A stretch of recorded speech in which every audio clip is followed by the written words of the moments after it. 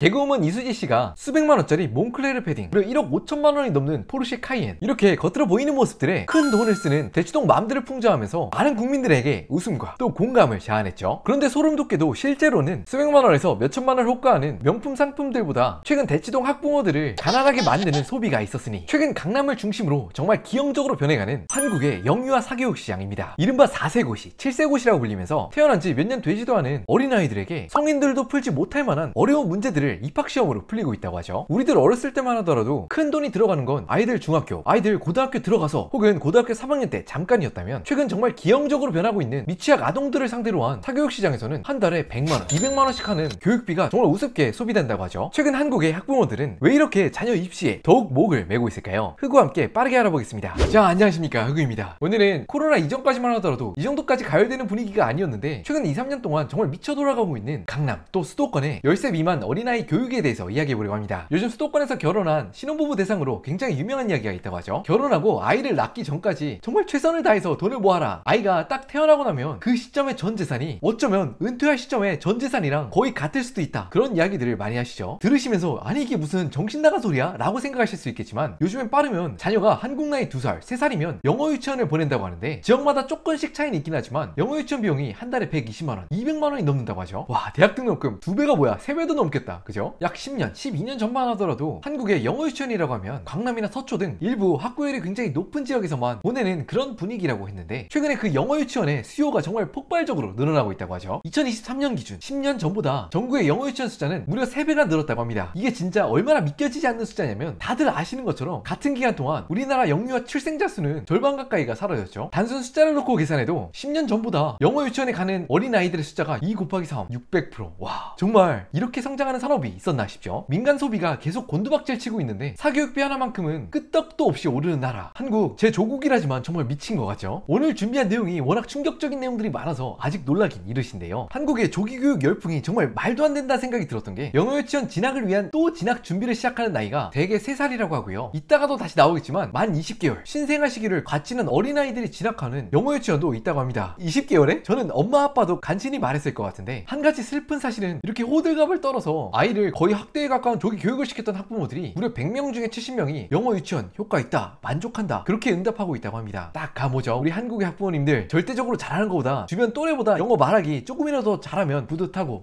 뭐 그러신 거 아닐까요? 이런 열풍을 타고 하이엔드 영유는 이런 데다 하이엔드를 붙이는 게 맞나 싶긴 한데 한 달 교육비가 무려 300만원이 넘는다고도 하죠. 와, 그럼 2명 보내면 600만원, 1년에 7천만원. 와, 정신 나갔다. 최근 이렇게 영유 학습 시장이 가열차게 변하자 이 업계에 놀라운 일이 생겨나기 시작했죠. 저처럼 영어 공부랑 담 쌓고 지내셨던 분들은 그냥 영유라고 하면 동네 유치원 선생님 계시고 영어 비디오 틀어지고 그럴 거라고 생각하실 수 있는데 이 시장이 돈이 될 거라고 생각했는지 사교육 시장에 큰 손들, 대기업들마저 들어오고 있다고 합니다. 이 영상을 하나 보시면 바로 감이 오실 것 같은데요. 엘리하이란 브랜드는 초등학생 대상 교육 브랜드인데 해당 브랜드 광고에서 무려 탑스타 유재석이 나와서 광고를 찍었죠. 메가스터디, YBM과 같은 이전엔 고3 성인들을 위주로 주로 교육 사업을 하던 대기업들이 최근엔 그 나이대를 확 땡겨서 초등학교 혹은 미취학 아동을 상대로 다양한 사업을 벌이고 있다고 하는데 심지어는 어느 정도냐 하면 YBM에서 운영하는 게이츠라는 영유가 큰 인기를 얻자 레벨 테스트하는 날에는 강남 거리가 꽉 찰 정도라고 하죠. 그런데 같은 자회사 출신 애플트리에서 운영하는 만 2세, 만 3세를 위한 영어 교육반에 들어가면 게이츠 학원을 직행으로 들어갈 수 있게 해주다 보니까 최근 많은 학부모들은 이 애플트리 영유에 만 20개월부터 아이들을 보낸다고 합니다. 교육도 좋다지만 이 나이대에는 어머님이랑 더 많은 시간을 보내야 하는 게 맞는 거 아닌가 싶긴 한데 사실 가치 판단은 지극히 개인적인 영역이라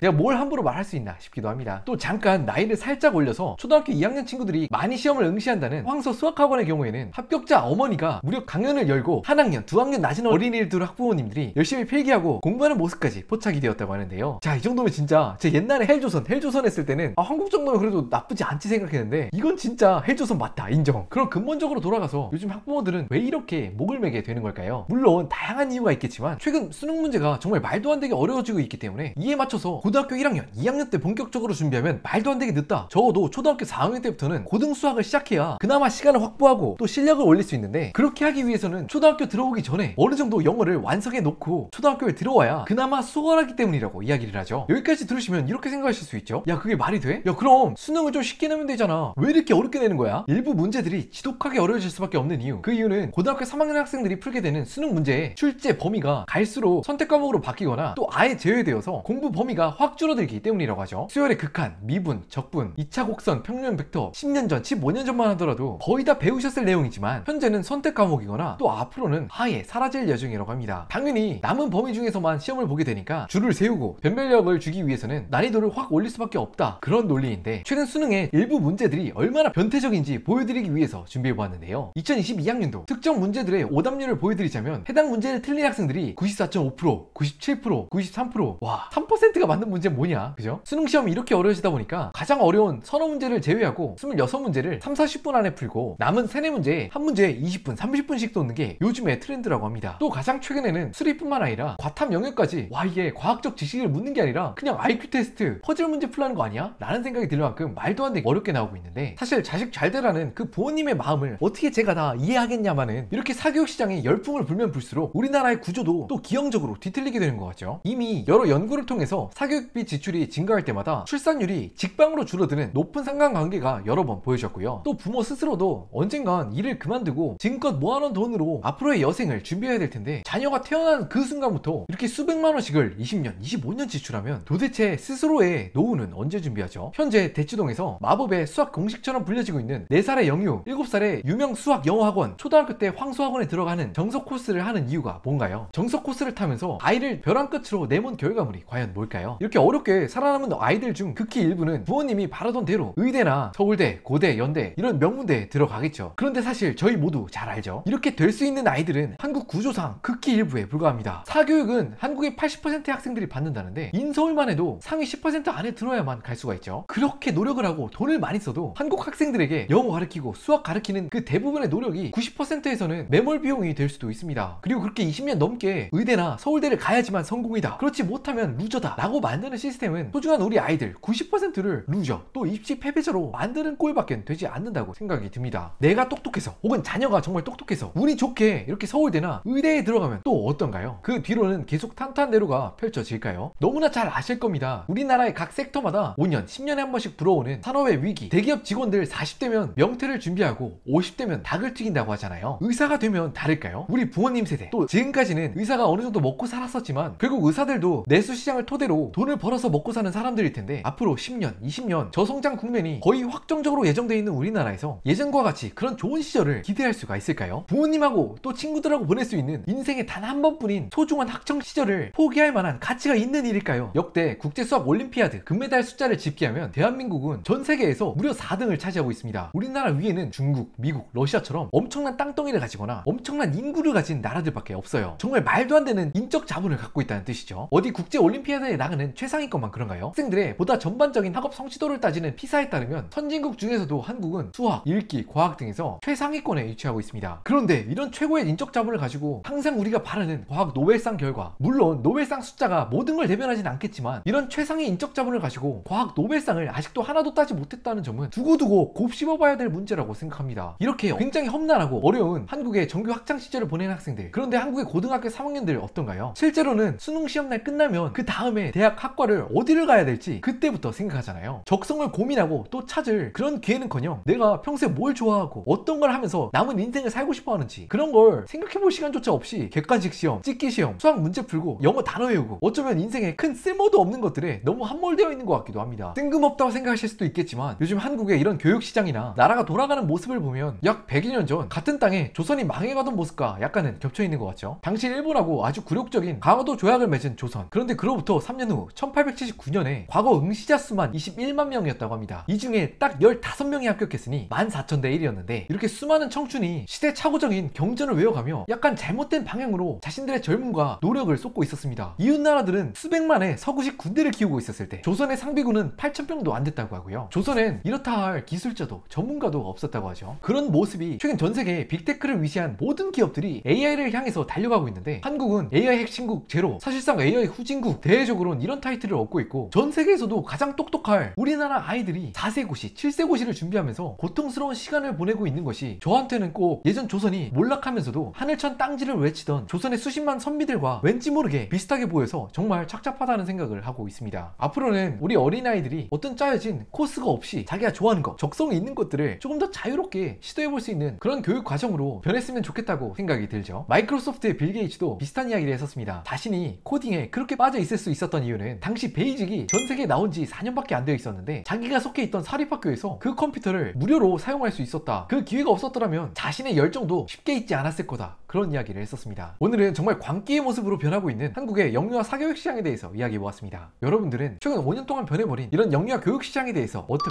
생각하시나요? 우측 하단에 댓글을 통해서 남겨주시면 저와 또 다른 시청자분들이 재밌게 여러분의 의견을 볼 수 있도록 하겠습니다. 또 우측 하단에 구독하기 버튼을 누르시면 앞으로도 재미난 이슈를 영상으로 만들어서 여러분들께 인사드릴 수 있도록 하겠습니다.